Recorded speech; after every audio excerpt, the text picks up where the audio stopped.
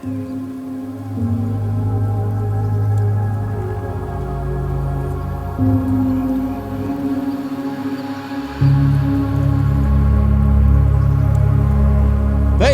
my name is Dr. Brendan McCarthy. I am the Chief Medical Officer of Protea Medical Center in Tempe, Arizona.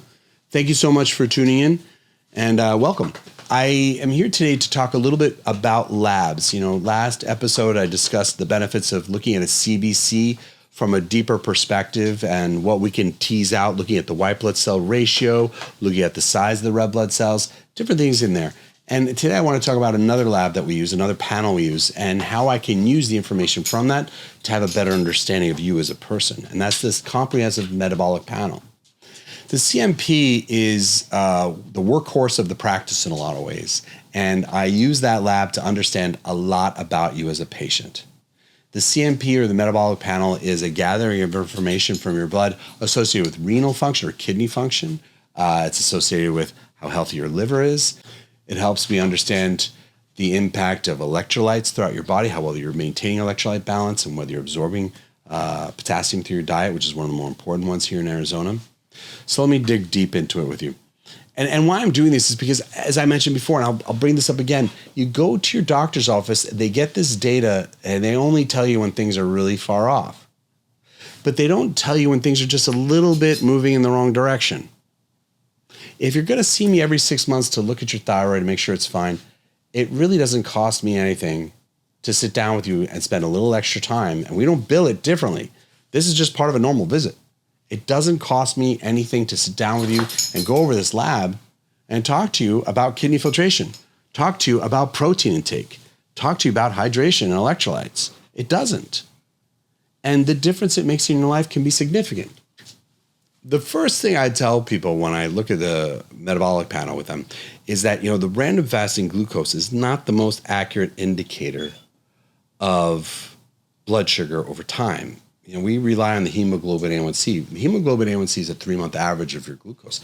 The glucose, serum glucose, gives you more an indicator of where things are in the moment. Now, some patients who present to clinic with type 2 diabetes or type 1 diabetes initially, their glucose is going to be very high.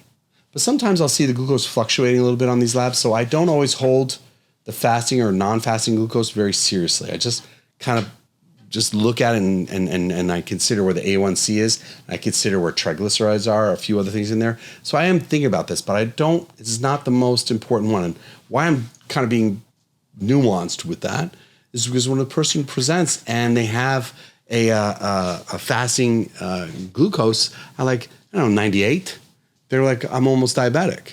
Not always. That's more about what you had the night before a lot of times. And we really need a lot more data points in there to really say that. So, you know, the fasting glucose and non-fasting glucose, not the most important, not the most accurate. They do play a role in more significant pathology, but if your blood sugar tends to be normal, we need to tease out more data in there before we make a call on it. After that, we look at things like blood urea nitrogen, creatinine, and the kidney filtration rate. That's a lot. And why I'm talking about this is we have patients who often will go on high protein diets, or we'll have patients who often don't hydrate well, or we'll have patients often who don't eat enough protein. There's a lot of variance in here that'll cause that. We have some patients who don't exercise and lose muscle mass over time. These are concerns I have. And when you look at these lab values, the blood urea nitrogen, we look at the creatinine, when you look at these numbers, that's what you're trying to tease out of that. That's one of the first things you can look at. Blood urea nitrogen is not perfect for this, but it can start to give you an understanding about someone's hydration when you look at it in perspective of several other metrics in here. And think about that. When was the last time you went to your general practitioner and had this lab drawn and they said anything to you about drinking more water? Or when have you been, of those of you out there who are carnivores or keto or high protein diets, or those of you who are vegan, when has your doctor sat down with you and said, okay, this is what protein looks like for you on your labs? This is easy. This is easy. And it's worth it. It's worth it. So when we look at those first values, I'm just looking at one right now, by the way. I want to make sure I don't miss anything. I do this every day, all day, but I realize sometimes you really should make sure you just circle back. I don't miss anything. So I'm looking at my labs right here over here, my list of things I look at. But sometimes you'll see fluctuations, as I mentioned, with diet, and you want to make sure, with hydration and diet, and you want to make sure you call it out and say, hey, where are you doing with your diet right now? Are you eating enough protein? So those are the first ones. The next ones are very important to me is going to be the sodium, potassium, and then the ratio that they hold together. Now, sodium and potassium are important because sodium is an extracellular electrolyte, potassium is an intracellular electrolyte. In the state of Arizona, we have a problem with hydration and we have a problem with heat. And so, if you're coming into the summer and your potassium tends to be below 4 on the labs, I know that I wanted you to have a little bit more because even though like 3.8, 3.9 is in the reference range, often I see patients who have a potassium below 4, they tend to get dehydrated a little bit easier. So I always recommend potassium-rich foods, avocados. There's always supplements, I know that, but I prefer diet because what are the other benefits of avocados? You're also getting fiber in there, healthy fatty acids. Avocados are a good superfood, antioxidants, etc. But that's my goal in these moments. And it's not that I have a hidden agenda, but I kind of do. I'm going to be honest with you. I have a hidden agenda. I use these labs to sit down with my patients and try and give them advice to eat healthier. This is it. This is my secret. So when I run these labs, I could say to you, okay, take a potassium supplement. But in the heart of things, I'm like, how can I have this diet be better through this? How can I prove to them that a healthy diet benefits them?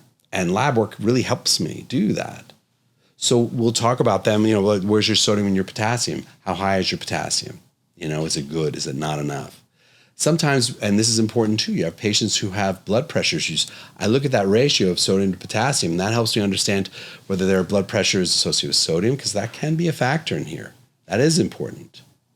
It also is a good way of teasing out hydration if both of them above a certain point. So say someone's sodium, and by the way, speaking of sodium, I prefer someone's sodium to be below 140 on the labs. That's just my personal opinion based on blood pressure and my own observations. It's not a hard, fast rule in the clinic. It's not a hard, fast rule in science. It's just my own personal opinion and what I've seen clinically work well. With that said, say someone presents to clinic and their sodium is like, 143 in the range, and their potassium is like, 4.8 in the range.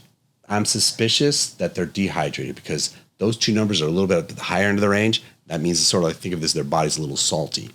I look for other metrics as well, but this is a helpful thing to do because what if, as your doctor, I'm able to start finding a trend in your life that you're not hydrating as well as you should, and I'm starting to have this relationship with you to discuss with you the benefits of hydration, especially in a hot state like Arizona, and I'm able to have this conversation with you before you find yourself going to the hospital.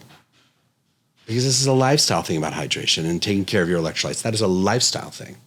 So if I'm able to work on your lifestyle before it becomes an issue with needing to get medical care, I've done good work. Again, very easy for me to say, take this electrolyte packet, take this. And there are good ones out there, and I do drink them myself. LMNT, I use that a lot. I like that one. And I don't work for them. They don't work for me. I'm not making money on them. But that's a good supplement. There's other good ones out there. It's easy to push that. It's just being a good doctor is more than just saying, potassium's low, take this potassium supplement. A good doctor's like, the reason why it's low is because your lifestyle's not building up enough of it. How can I help with your lifestyle? I'll still recommend a supplement as needed, but again, lifestyle. How can I be helpful in that lifestyle? Other labs we look for at that CMP, because the CMP is a gold mine of data, I promise you.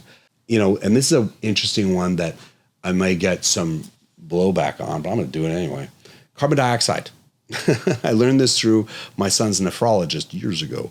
Nephrology is the study of kidneys, and the kidneys are responsible for electrolyte balance. Kidneys do so much. You ever meet a nephrologist? Just know that a nephrologist is darn brilliant. I still believe nephrologists are probably the smartest people I meet. Anyway, unsung heroes of medicine.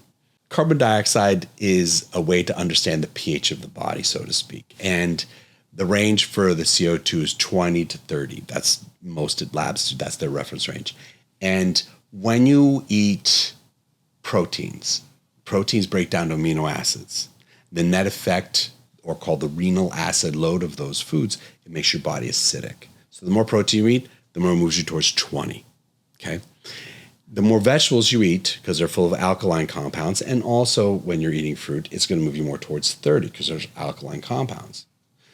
Grains tend to push you acidic too because of the amino acid content. Some foods are more acidic and some foods are more alkaline. Like spinach is the most alkaline vegetable that I prescribe people to eat because I do prescribe them to eat more spinach. And Weirdly enough, Parmesan cheese is one of the most acidic foods you can use, but no one eats hunks of Parmesan cheese. I take that back. I have 2 sons. I think they do sometimes, but it's acidic. Now you're going to say to me, Brendan, what's important is acidic and alkalinity here? Other than the fact some of you may hear about this in health food stores, because, when I came up in medicine back in the day, health food stores were always, talking about you're acidic, you're alkaline, people do pH testing, and it always seems to be a trend and a fad in medicine or alternative medicine, whether you're alkaline with your diet or acidic, and that's a trend. But actually it's based in hard science and nephrology. In a nutshell, in my opinion, my medical opinion, I don't want you to be too alkaline. Because if you're too alkaline, say you're 30 with your carbon dioxide, I worry about, are you absorbing enough protein? Now, in this lab, moving down a little further, I do measure serum protein. And I can infer from serum protein and the blood urea nitrogen and creatinine your protein intake. So I can infer a lot from that. But still, I'm always concerned when I see someone very alkaline. I want to understand their diet a little bit better and make sure they're not having a problem with protein absorption or protein content in their diet. The other one is my patients who do keto diets and they do carnivore diets, or they're just doing a really bad standard American diet. And standard American diet is they'll have protein and grains. They'll just go out and eat pasta with meatballs, which is delicious. I'm not going to knock that, but it doesn't have any alkalinity. There's no vegetables in there to set the pH over. Is it really unhealthy for your body to become too acidic? What's wrong with that? If your body becomes really acidic, what ends up happening is your body will pull calcium from bone and nitrogen from muscle to help buffer your blood. That's just science. That's just how this whole thing works. But at the end of the day, I know out there people say, this is how you get cancer. That's a bridge too far. What I can say is that if a patient is very acidic, I can infer from that they're not eating enough micronutrient-rich fruits and vegetables. There may be a micronutritional deficiency that I want to tease out with them. There also is the chance that if they're doing that, they're running the risk of not having enough fiber in their diet. So there's benefits to me using that lab to understand their diet and move them in a better direction. Well, Brendan, how's that hidden agenda? My hidden agenda is I want to make sure when you're in my office, I'm getting you to eat well. That is, at the end of the day, the best tool I'm going to give you. The best tool I'm ever going to give you is how am I going to help you move through your life where we're going to prevent you from needing to be on medications, where we're going to prevent you from being unhealthy or having a health risk. 2 more labs I want to go through really quick that are very important to me. Alkaline phosphatase. Now, alkaline phosphatase is kind of a grab bag in a lot of ways. If it's too low, often when it's too low, the reason why is that you're not absorbing micronutrition, and that could be celiac disease. It could be also due to a zinc deficiency. It could be due to being hypothyroid. So low alkaline phosphatase, that's an absorption issue and a nutritional issue. That's entirely possible. And so say I see it being on the low end, I want to know, how's your digestion? How's your micronutrition? Are you eating well? The other end of it is it starts going too high. Now, I know 100 is still in the range somewhat, and some labs are different, but 100 is considered to be in the range for alkaline phosphatase. But studies are clear, and I know this from years of practice. When a person's alkaline phosphatase starts moving towards 100, and it's a woman, there's a significant chance she's losing bone density. There's a significant chance of bone loss.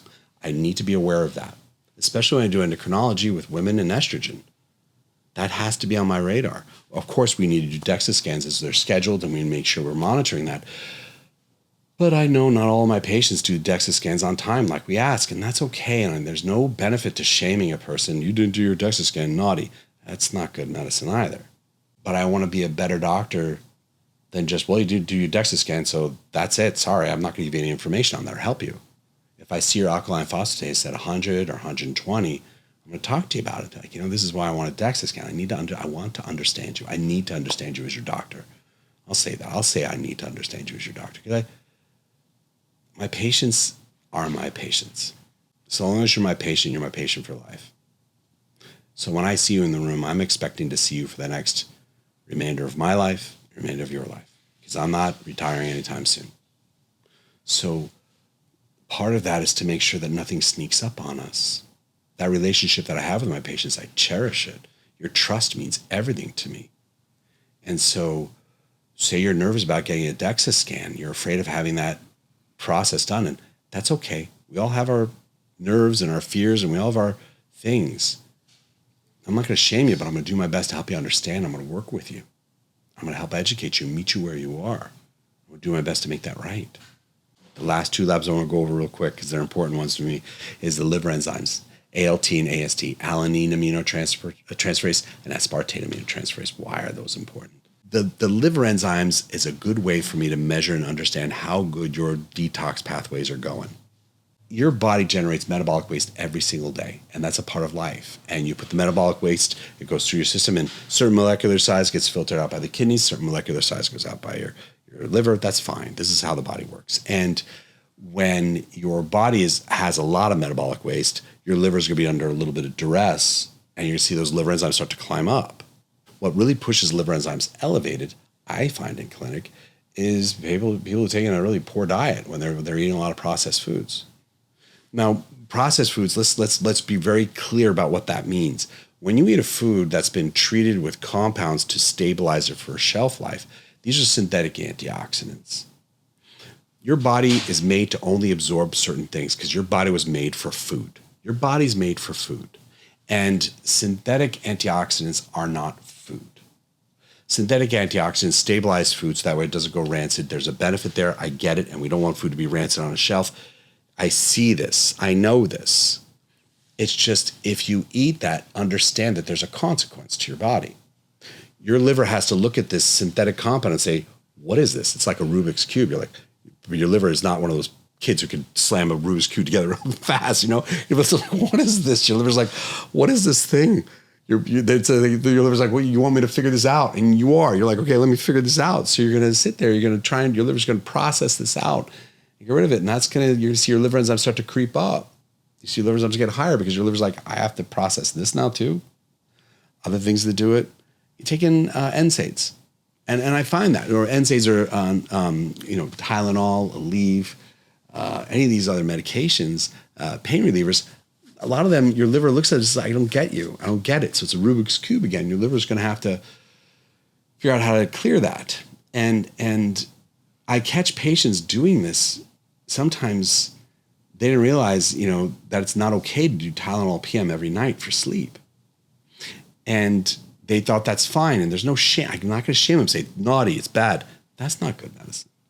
But I am going to say, this is the consequences if we continue this. Your liver is going to be under duress. Your liver can take a lot of abuse, but what cannot take the abuse of an NSAID, often your kidneys. That really does compromise blood flow to the kidneys and can lead to kidney damage. I've seen this in my life.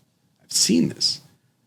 So me teasing that value out and understanding what's happening with your liver enzymes, seeing they're elevated due to taking NSAIDs or due to eating processed foods, that's a good moment. I could be in that room with you and help you figure that out.